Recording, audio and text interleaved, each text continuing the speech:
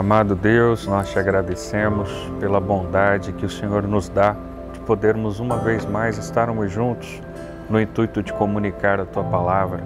Palavra esta que é lâmpada para os nossos pés e também é luz para o nosso caminho.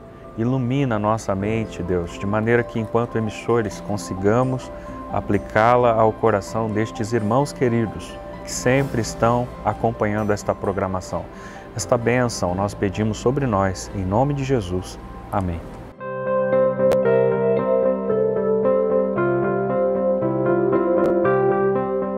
Olá, queridos, paz do Senhor Jesus.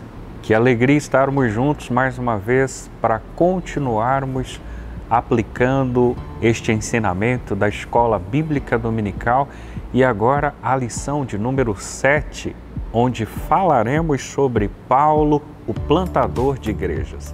Mas eu quero inicialmente informá-lo ou reforçar que nós somos a Igreja Evangélica Assembleia de Deus, Ministério do Belém, no campo de Presidente Prudente, oeste do estado de São Paulo, igreja esta presidida pelo pastor Samuel Padilha de Siqueira.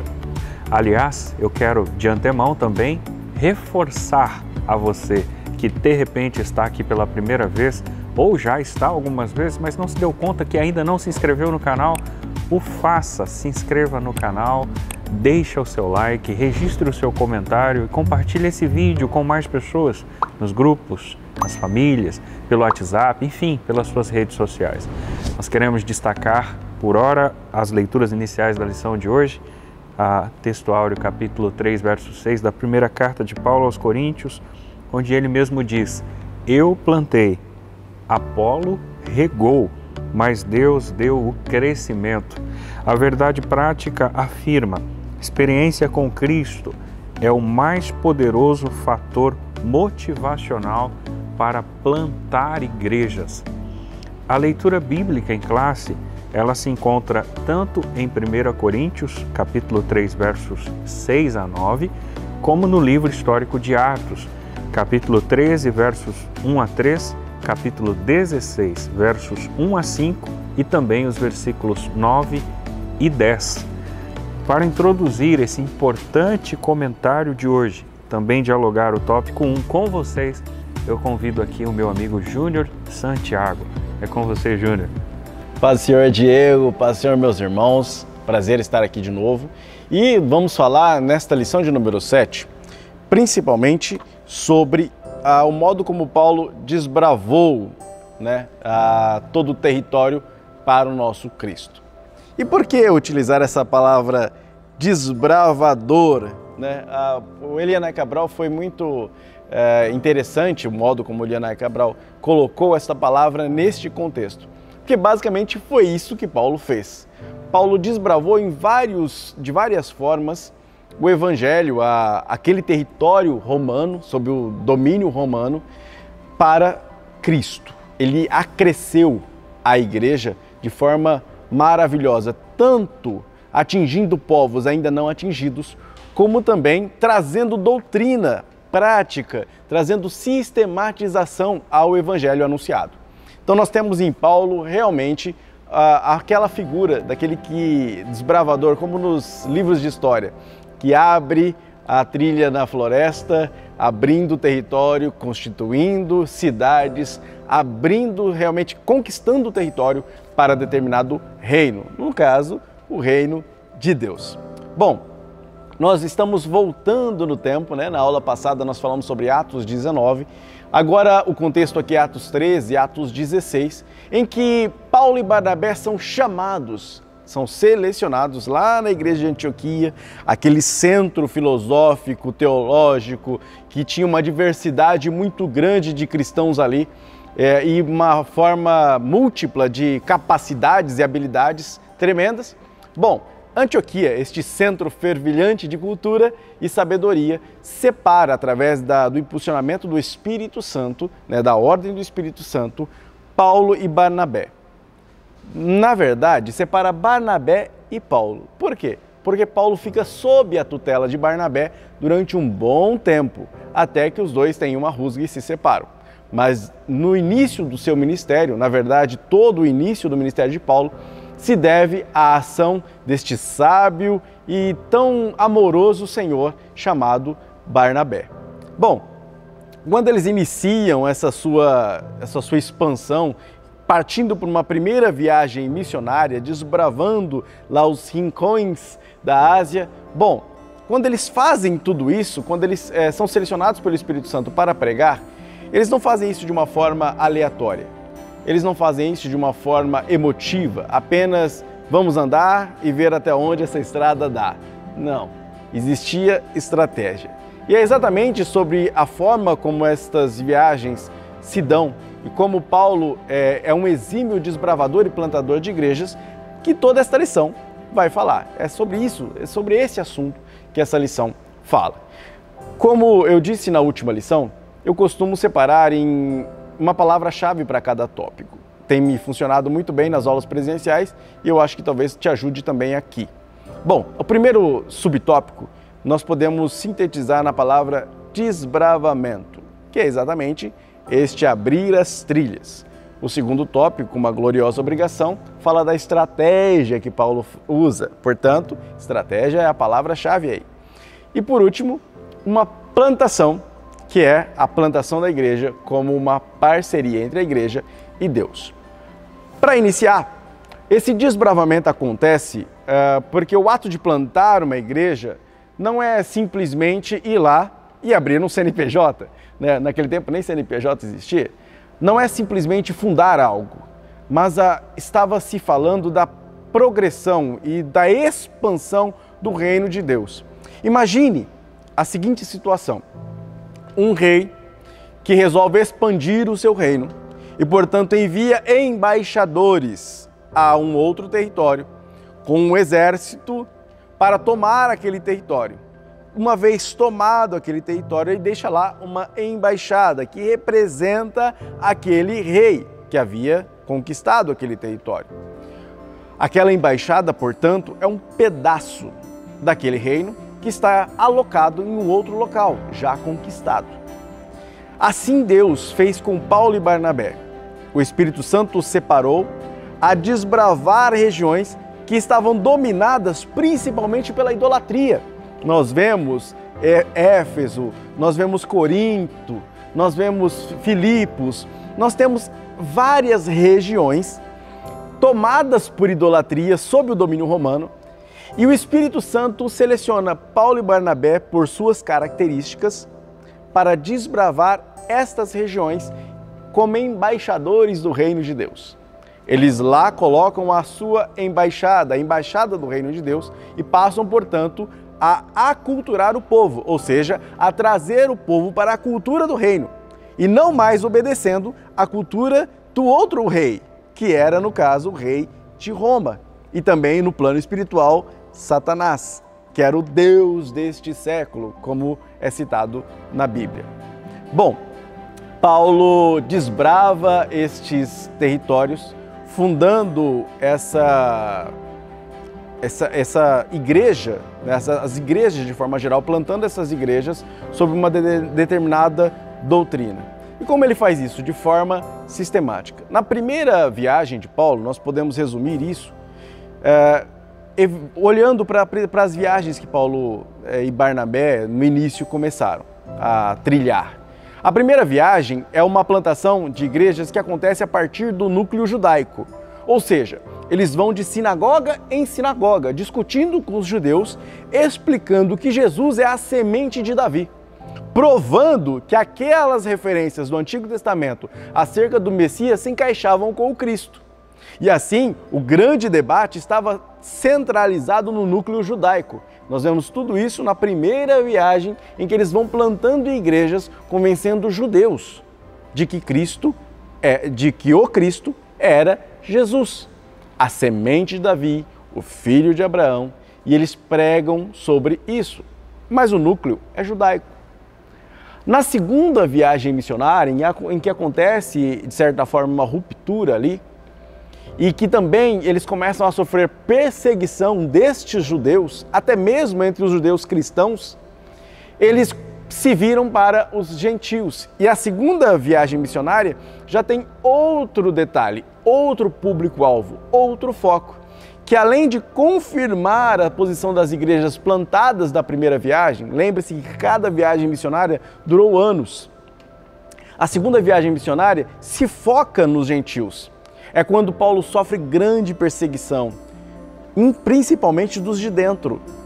E é quando ele começa a debater em sabedoria com os gregos, quando ele começa a mostrar Jesus como alguém que tinha domínio universal. E não era só o Deus de Israel, mas era o Deus criador de todo o universo. O Messias que não só morreu para a restauração do povo judeu, mas também o Messias que morreu por toda a humanidade.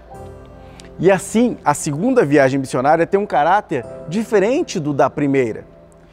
Perceba o quão estratégico Paulo foi, porque no início na sua primeira viagem, ele atinge os de casa, ele atinge os domésticos da fé. Ele vai atrás, até mesmo com uma estratégia bem definida, com relação às regiões que ele atingia. Perceba que as regiões eram costeiras, regiões em que havia grande fluxo de pessoas, em que havia estradas romanas bem construídas, portanto fáceis de trilhar, e assim a mensagem do Evangelho poderia ser propagada em uma velocidade muito maior. Ora, as primeiras igrejas a serem plantadas, elas tinham capacidade de se sustentar. E assim Paulo pôde, na sua segunda viagem missionária, apenas confirmar aquilo que já estava em andamento, com pessoas inclusive colocadas lá para dar aperfeiçoamento doutrinário a cada uma daquelas igrejas. Perceba que na segunda viagem missionária de Paulo, Paulo avança com ousadia para outros territórios, inclusive tentando atingir outro público-alvo. E na terceira viagem missionária, Paulo é só emoção. Paulo está terminando a carreira. Paulo está se propondo a um sacrifício final. É quando a situação política já está diferente.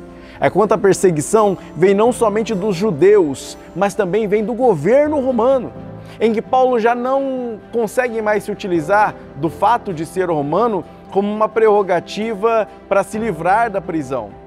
Quando Nero já queima Roma e culpa os cristãos.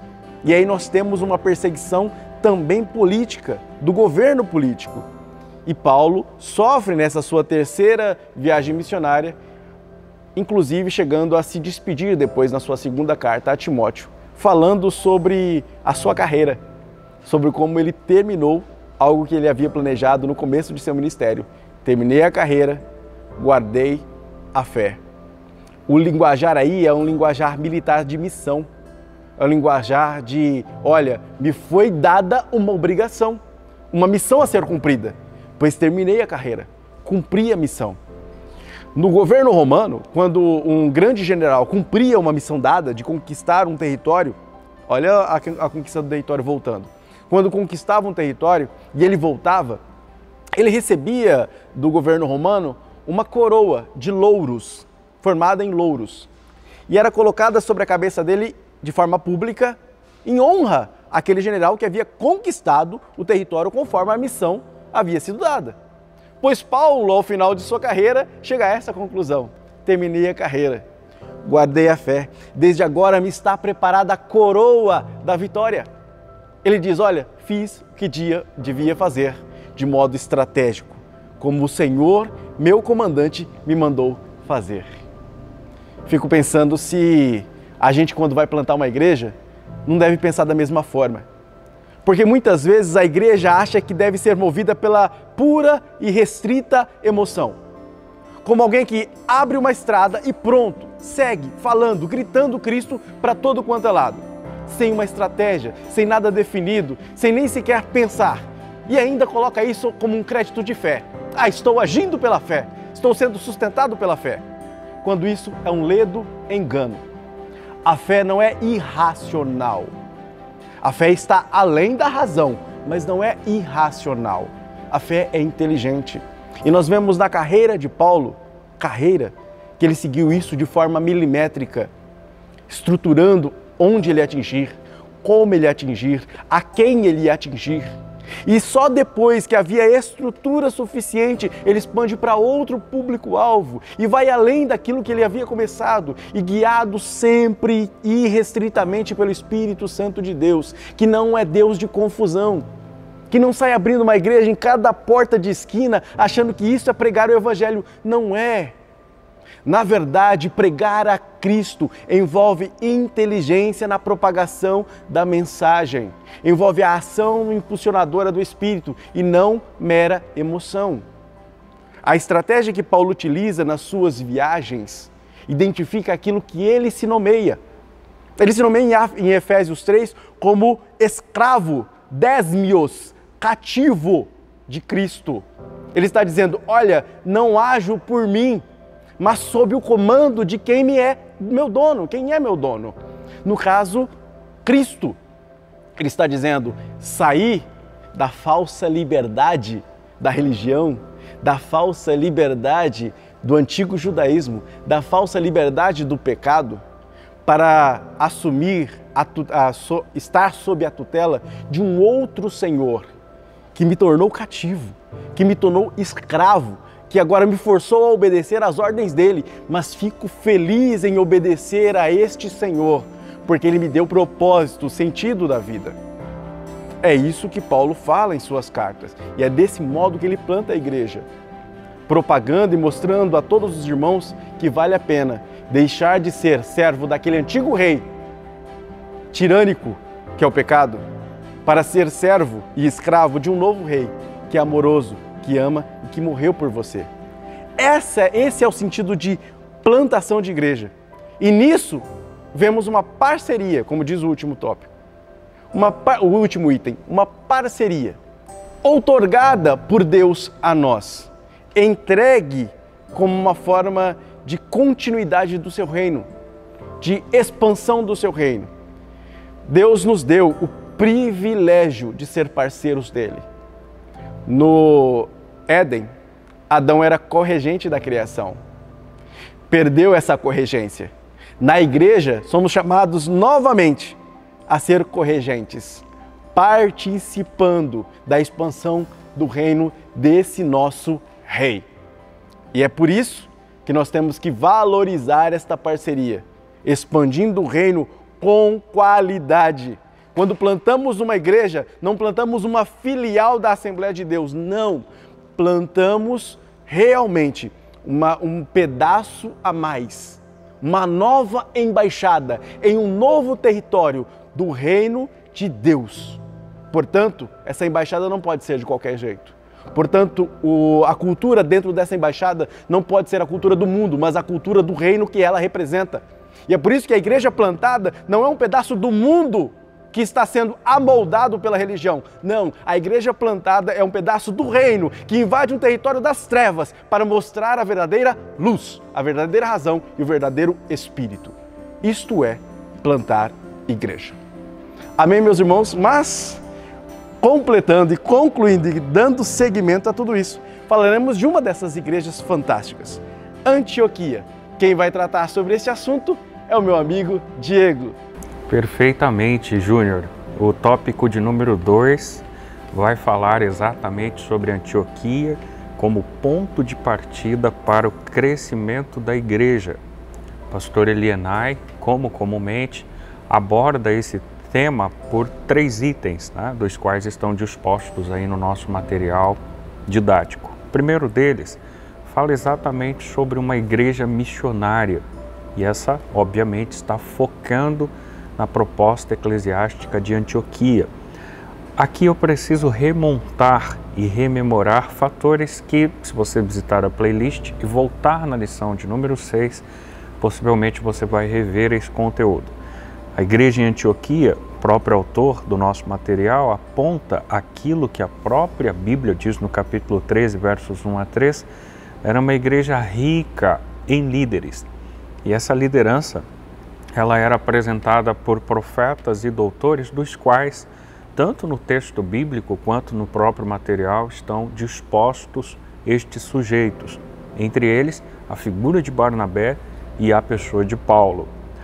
Nós destacamos alguns elementos com relação a essa igreja de fato e com especificidade a própria história que existe em torno da cidade de Antioquia, a terceira maior cidade do Império Romano, uma cidade com aproximadamente no primeiro século 500 mil habitantes, que vai se tornar o centro de propagação evangelístico do mundo gentílico. Esse apontamento é um apontamento feito pelo historiador Justo Gonzalez, que, aliás, além disso, ele faz um outro acréscimo com relação a esse aspecto, também por outras literaturas, onde nós vemos uma parceria entre a Igreja de Antioquia e a Igreja de Jerusalém.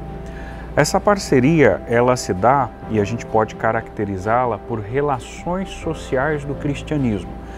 Haja vista que, enquanto nós percebemos que a Igreja de Jerusalém se preocupa com o bem-estar religioso da Igreja de Antioquia, aquela, em contrapartida, se preocupa com o bem-estar econômico da Igreja de Jerusalém.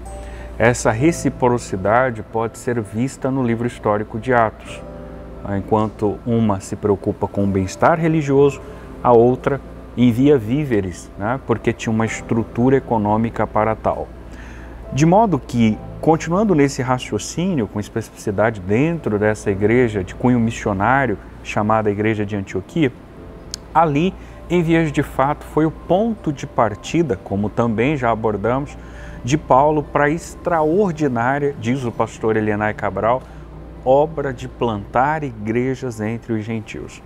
De modo que a porta de missões foi aberta e a Igreja de Antioquia entendeu que o Evangelho não se reservava a uma etnia, como aqueles então cristãos mais arcaicos, mais radicais, ainda limitavam o cristianismo a um território judaico.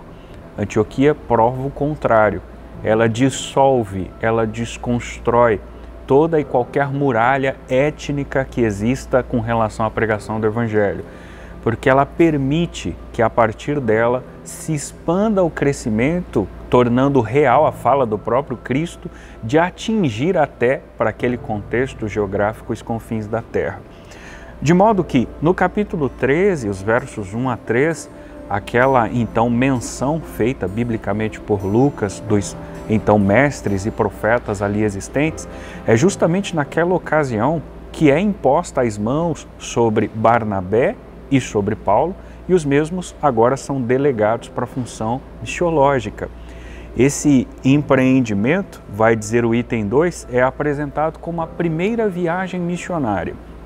Um outro autor muito relevante nesse aspecto, pelo menos a meu ver, é o então Robert Gundry, que no panorama do Novo Testamento faz uma construção histórica e geográfica muito bem elaborada e que facilita a compreensão desses momentos de empreendimento do apóstolo Paulo.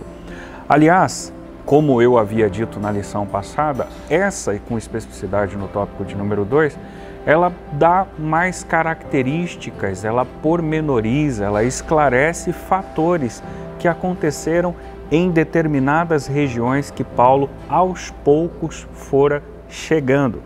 De modo que, nessa primeira viagem, embora já tenhamos dito, partindo com a companhia de Barnabé e atingindo a ilha de Chipre, e dentro daquela ilha, chegando à sua extremidade, a saber, Pafos, eles se deparam com Elimas, o Bar Jesus, um falso profeta, que tinha influência sobre o procônsul Sérgio Paulo. Aliás, a influência de Elimas era tal que ele tentava dissociar o procônsul da figura dos missionários, uma vez que a gente pode aqui considerar que ele percebia que o seu lucro estava ameaçado. Paulo, que tinha uma afinidade com Deus já bem robustecida, ele agora olha para aquele sujeito e o entende como um filho do diabo. A repreensão vem sobre Elimas e ela torna-se externa, de modo que a Bíblia diz que ele fica cego.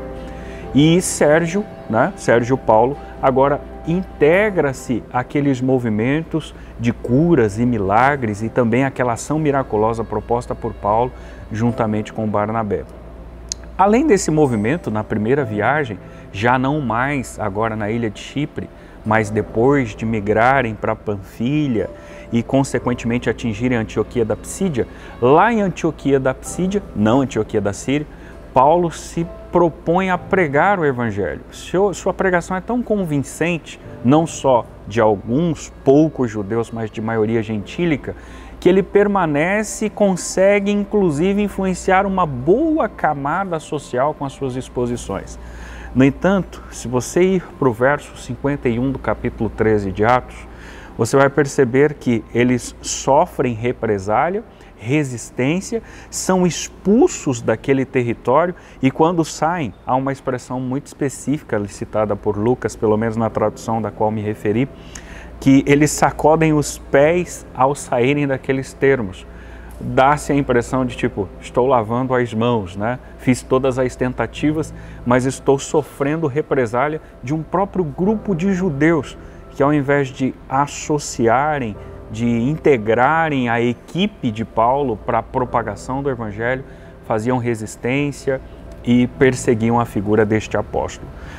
Depois disso, você percebe que na sequência dessa primeira viagem missionária, eles atingem outras regiões, as regiões da Frígia, do sul da Galácia, atingindo Icônio, Listra, Derbe, que de igual modo é uma viagem com sucessos e respectivamente com perseguições, como Atos 14 registra.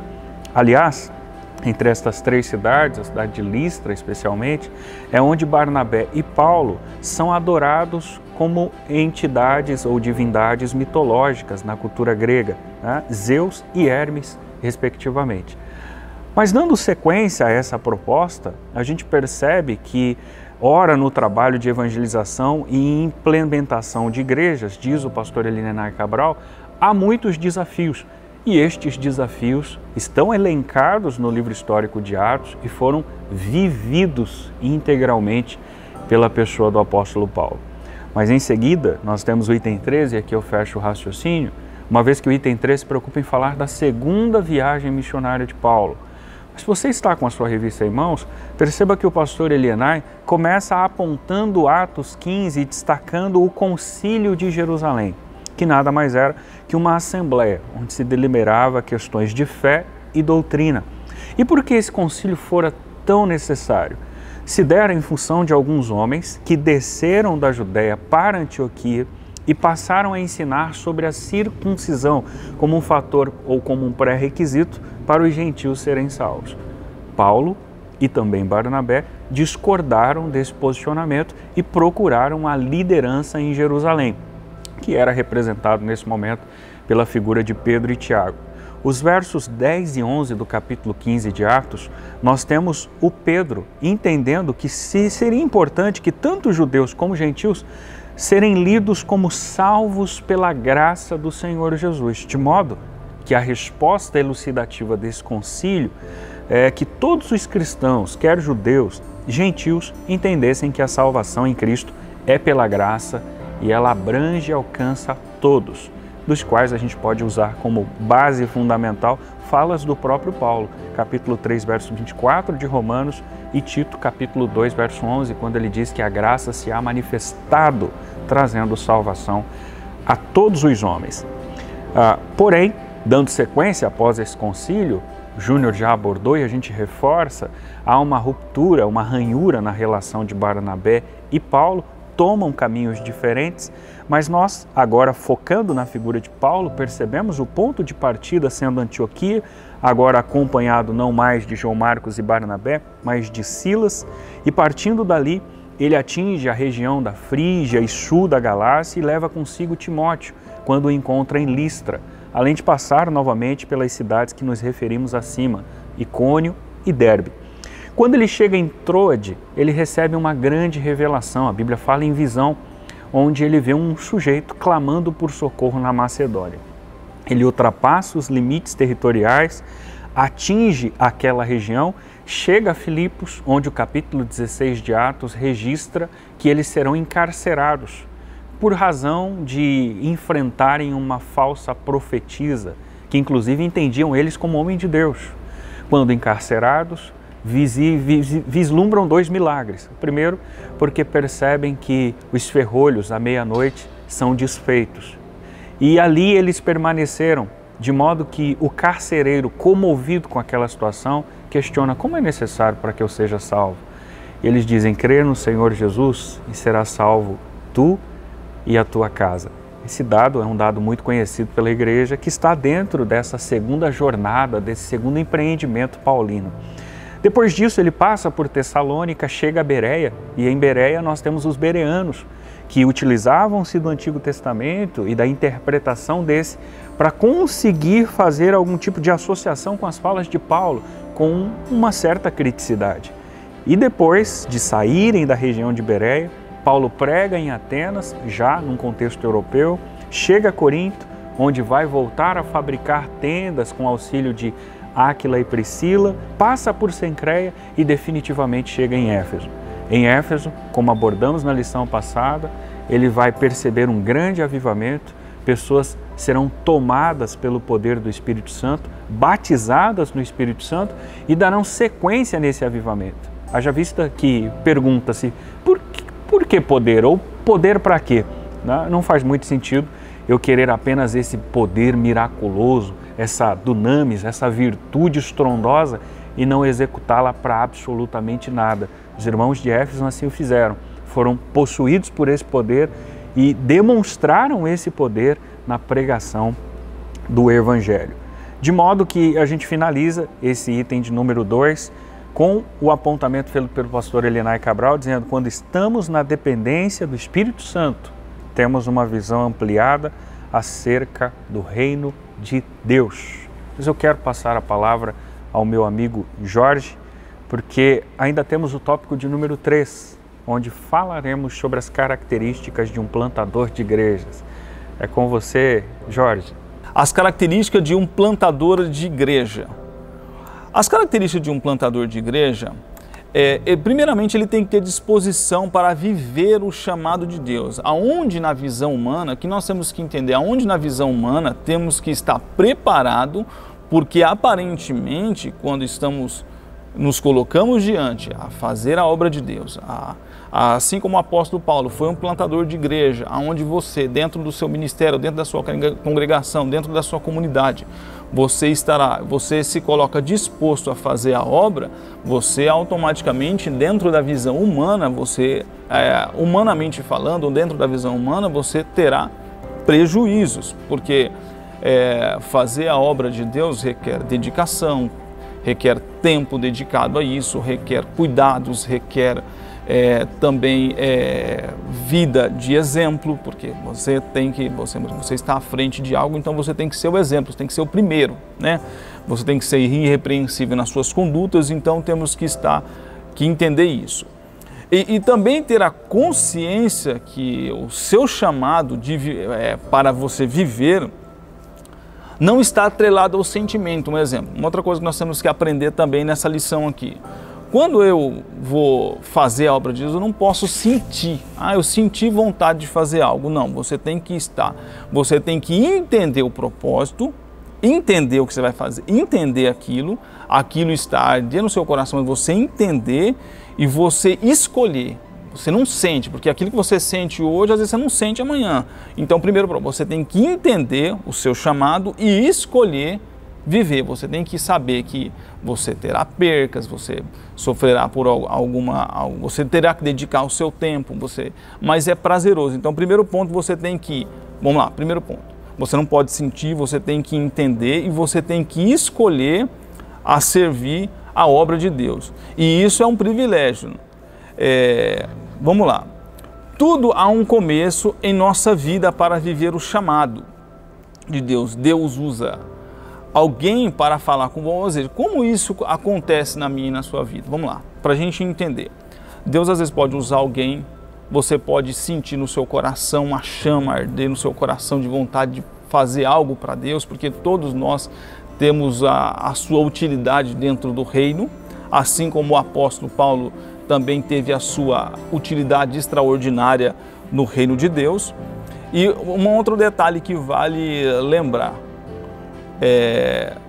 às vezes a chama pode arder no seu coração. Qual foi a experiência do apóstolo Paulo, que é o personagem que está sendo estudado aqui nessa manhã? Paulo teve o início no caminho de Damasco, onde ele teve uma visão, onde ele perseguiu os cristãos e ali, através dessa visão que ele teve uma experiência com Deus e ali ele passou ali a ser um instrumento de Deus para a obra do Senhor. Vamos lá.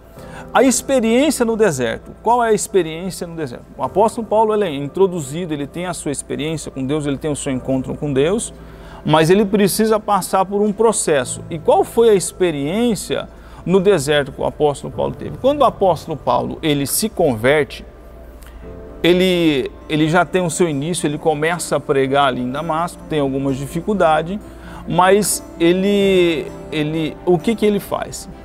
O apóstolo Paulo, ele escolhe ir para o deserto e passa ali por aproximadamente entre 3 anos e 3 anos e meio, onde ele aprendeu que poderia, por exemplo, ele poderia muito bem ir para a igreja de Jerusalém, onde estava Pedro, onde estava Tiago, onde estava João, mesmo sabendo que haveria algumas complicações, algumas restrições, alguma dificuldade em relação a aceitar ali a sua conversão, ele poderia muito bem, às vezes, escolher ir para Jerusalém, mas não, ele se retira e vai para o deserto.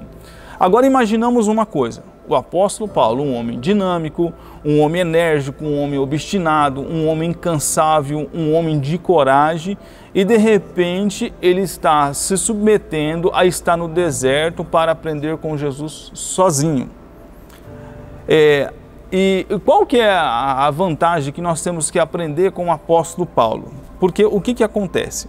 Quando o apóstolo Paulo passa por o processo de estar ali no deserto da Arábia, onde está ali passando por uma sabatina, está passando por uma escola, e quando nós olhamos para a vida do apóstolo Paulo, nós estamos aqui já na 7ª lição, e se você está acompanhando desde a primeira lição, você vai ver que você está diante de um homem que sofreu muito, mas que é um homem que não baixou a guarda. Por que ele não baixou a guarda?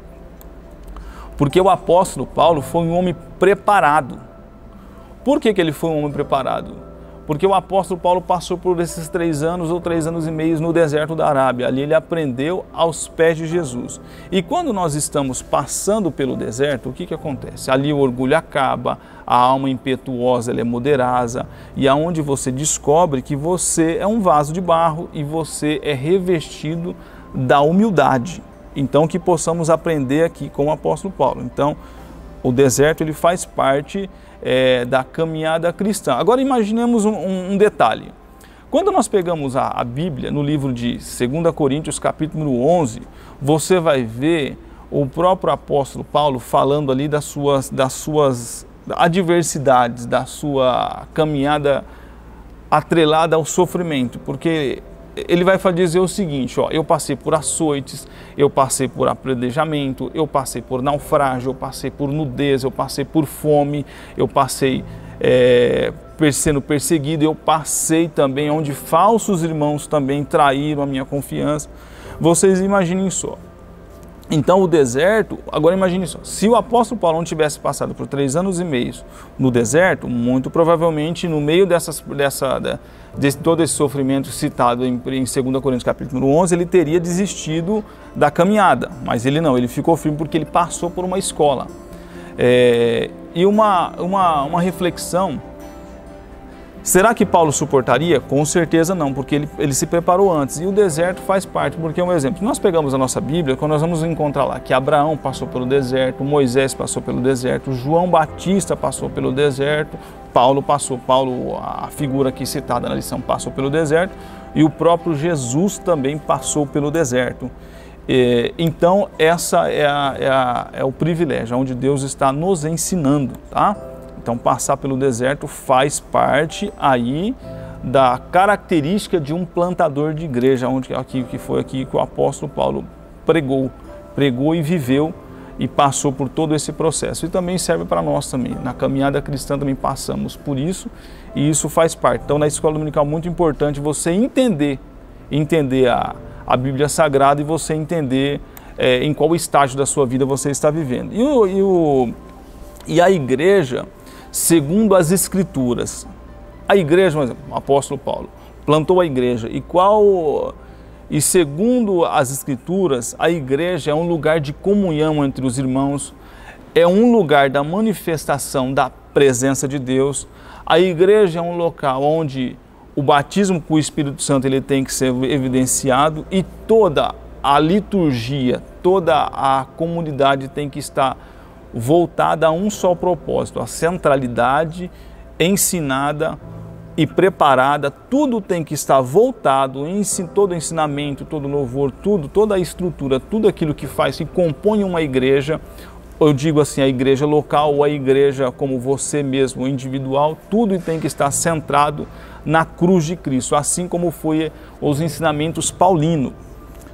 E uma outra coisa também, não há lugar de adoração humana, aonde se cai por terra todo o antropocentrismo e dá lugar ao cristocentrismo, onde Cristo deve ser o centro de louvor e adoração para a todos sempre. Então, Cristo seja sempre o centro. Amém?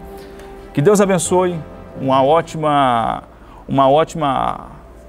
aula para você aí, que você venha ser abençoado através do subsídio dessa lição. Desejamos que Deus abençoe você de uma forma muito especial. Deus abençoe, um forte abraço a todos.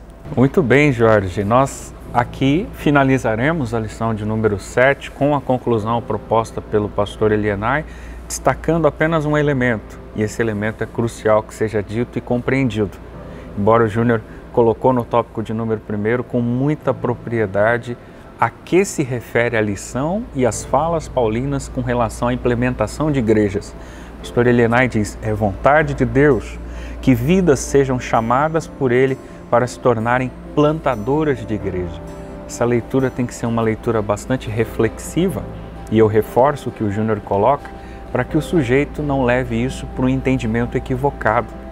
Haja vista que algumas pessoas, no contexto odierno e principalmente por influência do neopentecostalismo, têm simplesmente se rebelado de movimentos sérios e aberto igrejas ou movimentos a partir de um CNPJ ou de repente sem quaisquer estruturas prévias, com um intuito talvez duvidoso, um intuito com um viés econômico ou de um status social ou coisa parecida. Na realidade, a plantação de igrejas aqui não tem esse fim. Se o sujeito que tem essa vocação dentro de um ministério pensar dessa forma, ele está se tornando centro, de modo que a sua igreja não será teocêntrica, mas antropocêntrica. Ele será o centro de tudo, né? E essa motivação está bastante equivocada. De modo que quando nós lemos isso, precisamos ter essa sensatez de que plantar igrejas aqui é expandir o reino de Deus de maneira saudável, salutar, de maneira bíblica, fundamentada, subsidiada por uma convenção, enfim.